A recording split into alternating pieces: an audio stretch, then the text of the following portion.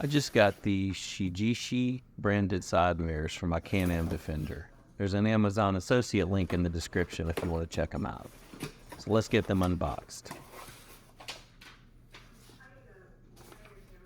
There's a very basic install manual, Allen wrench,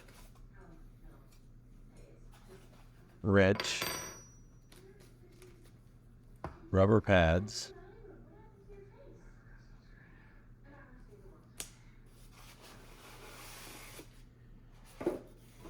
and then the mirrors themselves.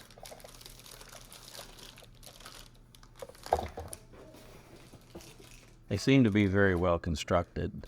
The idea for these mirrors is that they flex out of the way if you hit a tree or a post. Then they go back to the way they were originally set.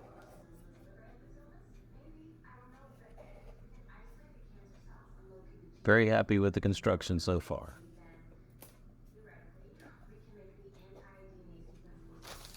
I want to take this moment just to ask you to consider subscribing to the channel. If you enjoy videos about tractors, side-by-sides, vehicle repairs, adding accessories, DIY, building, that's what we do here. We'd love to see you again. So please go hit that subscribe button.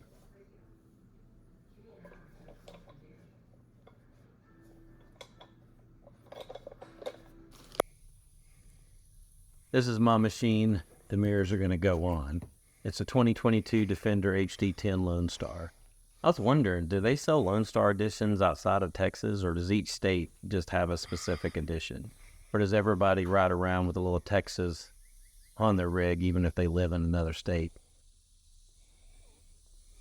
Here's the installation instructions that came in the box. 1 just shows you what it came with. 2 kind of shows how it goes into place. 3 says the passenger side is made so it doesn't block the line of sight. Not sure what that means. And 4 says if you have a windshield, which I do, make sure there's at least 4 millimeters between the bracket and the glass.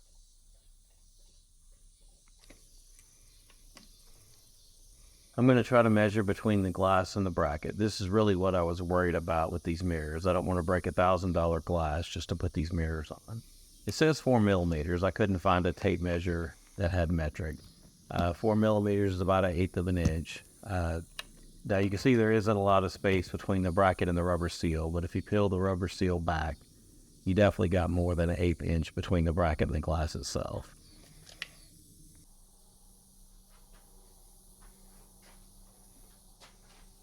Starting with the driver's side mirror, there's no real specifics as to how high to put on the mirror.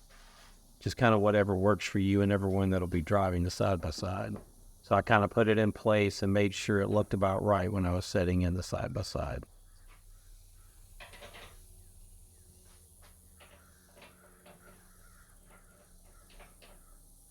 One more mention, if you find these types of videos at all helpful, please consider subscribing.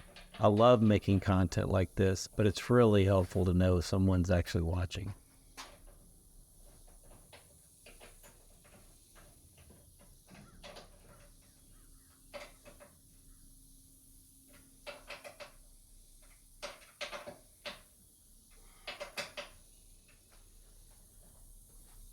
Now let's measure the height of the base of the bracket to where the body starts. Mine was 9 1/4 inches, but it will likely be different for your situation. I didn't show this on the driver's side, but I'm putting the included rubber pads on the bracket so they don't scratch the roll bar.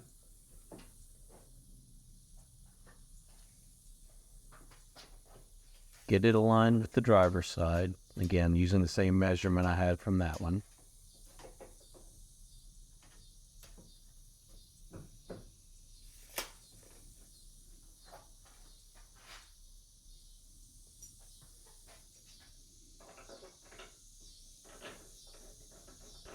And now let's get the screws in place.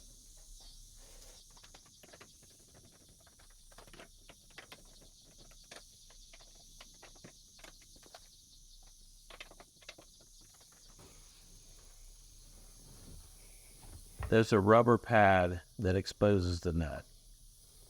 This is used to tighten the mirror into place once you get it to the desired position.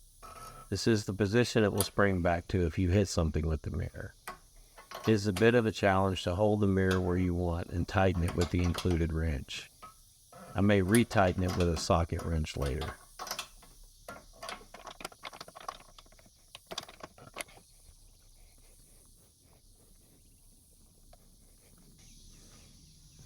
The passenger side took a bit to tighten. It was kind of difficult to get into the position that I really liked.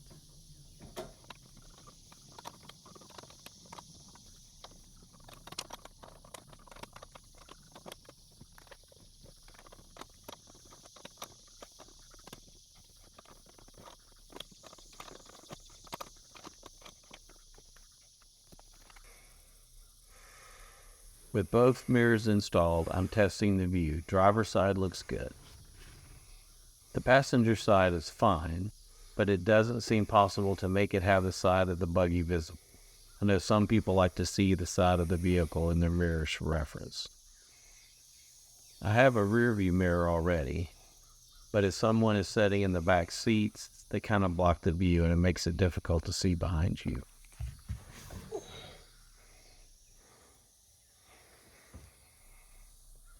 All right, let's take it out for a test drive. Any excuse to ride.